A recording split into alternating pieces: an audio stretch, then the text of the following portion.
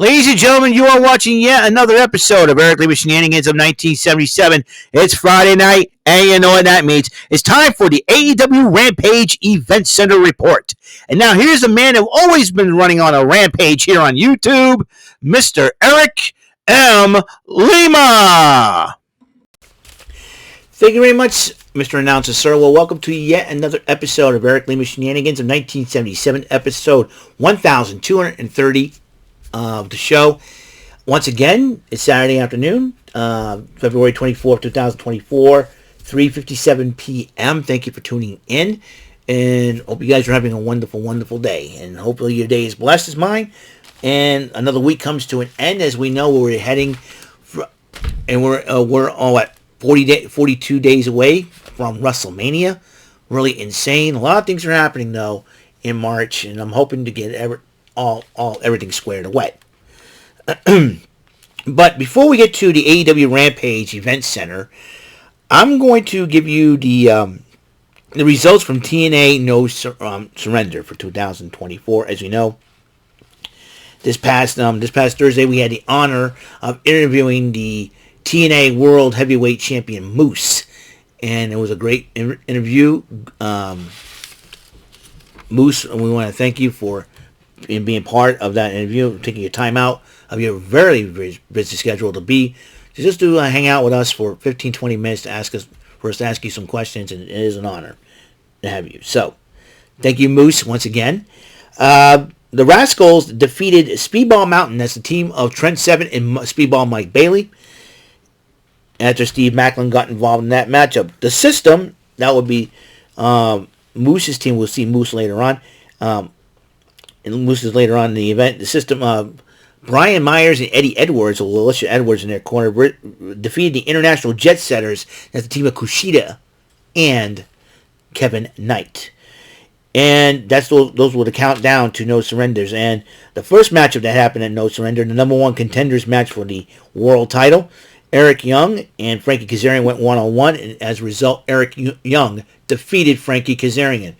So that's going to be a heck of a matchup, Eric Young versus Moose. Meanwhile, the third matchup in the 2 out of 3 falls match for the tag team titles, ABC, that's the team of Bullet Club members Chris Bay and Ace Austin, taking on the GYV, or the Grizzled Young Vets. That's the team of James Drake and Zach Gibson. Almost said Trent Seven. James Drake and Zach Gibson, and ABC beat them to win the third matchup, and still TNA World Tag Team Champions.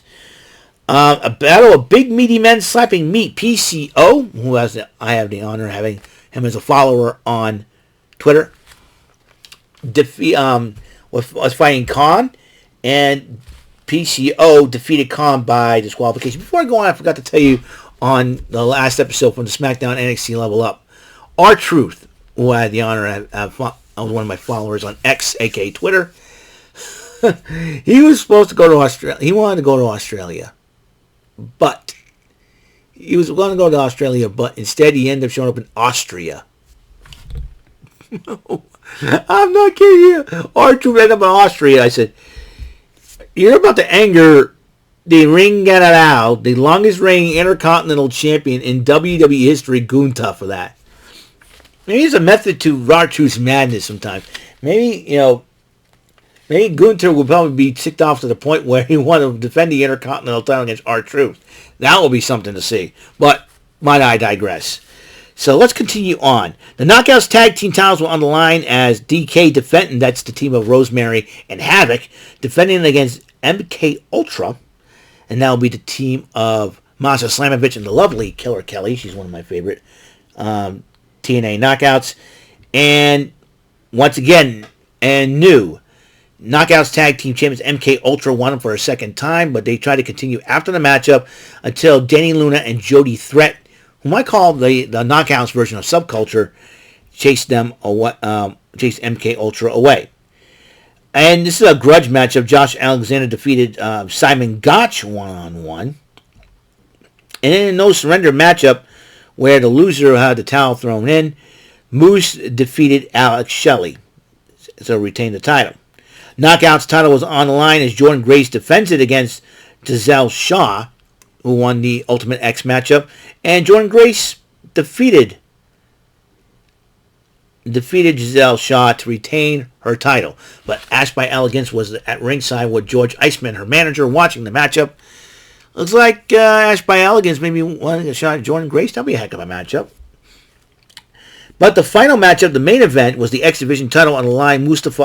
Chris Sabin defended the title against Mustafa Ali in his first matchup in TNA.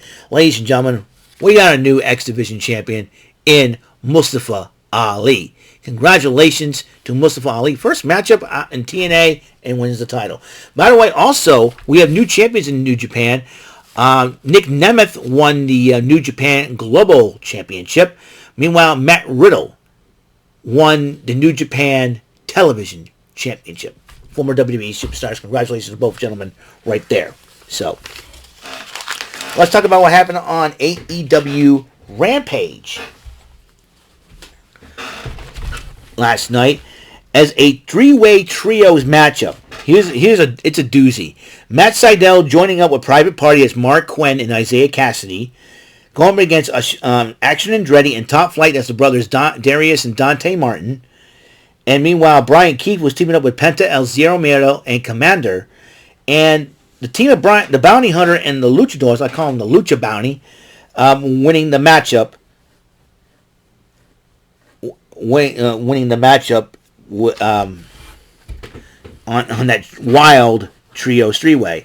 Renee Paquette interviews Saraya and Harley Cameron. I love Harley Cameron. Harley Cameron, she's a little bit out there, but you know what? Like her personality and her beauty, she's nuts. I love her.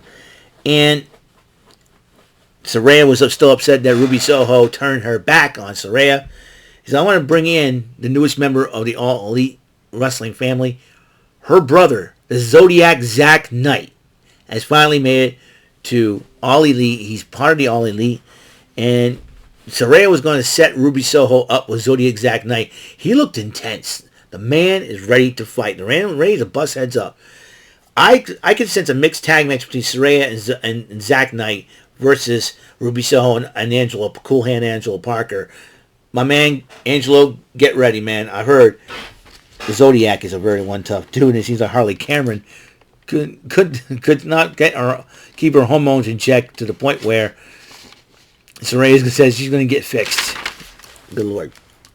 Anyways, the Young Bucks, Nicholas and Matthew Jackson, a.k.a. Beavis and Butthead, although that's an insult to Beavis and Butthead, took on the team of Johnny Lyons and Cappuccino Jones. What a name. And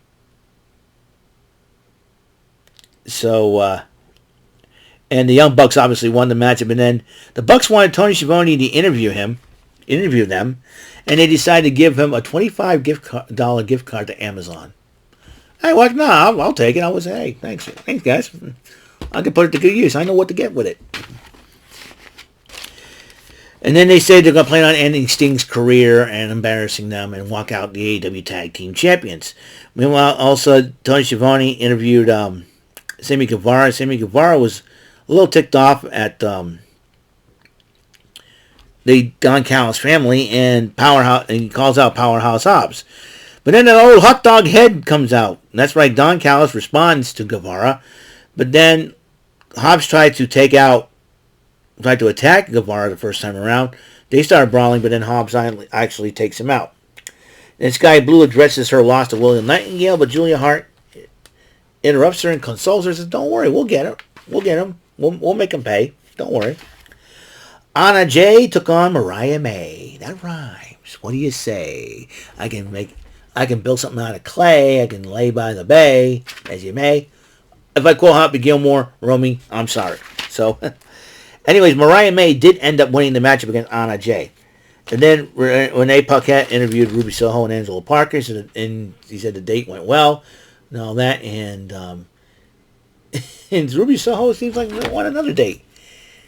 I'm telling you right now, this is going to be crazy. Oh, by the way, Saraya wanted to set Ruby Soho up with the Zodiac Zack Knight. Really? Really, you think that was going to be it? Anyways, the main event, Jake Hager took on Roderick Strong. And Hornsby, the Tulsa Drillers mascot, has an altercation with Mike Bennett and Matt Taven. When then summons Orange Cassidy comes out and throws a purple hat to Hager, and Bennett and Taven got involved during the matchup, costing Hager the matchup against Roderick Strong. Ladies and gentlemen, that is it for tonight for AEW Rampage Event Center, and plus the results from TNA No Surrender that happened also last night. So that's all there is. So on the next episode, Card Shark Saturday, it'll be the 77th edition of that, and it'll be episode 1231. But this is episode 1230 has come to an end. I will see you guys later. And until the next episode comes rolling around, Mr. Announcer, take us home. That is all for today's episode. This is your announcer speaking for Eric Lima Shenanigans of 1977. A Big Beefy E, do it for Bob Saget Productions, and in association with a Raven Bofa Telepictures and Distribution. Thank you for watching today's episode. Tune in next time for another episode of Eric Lima Shenanigans of 1977. Goodbye for now.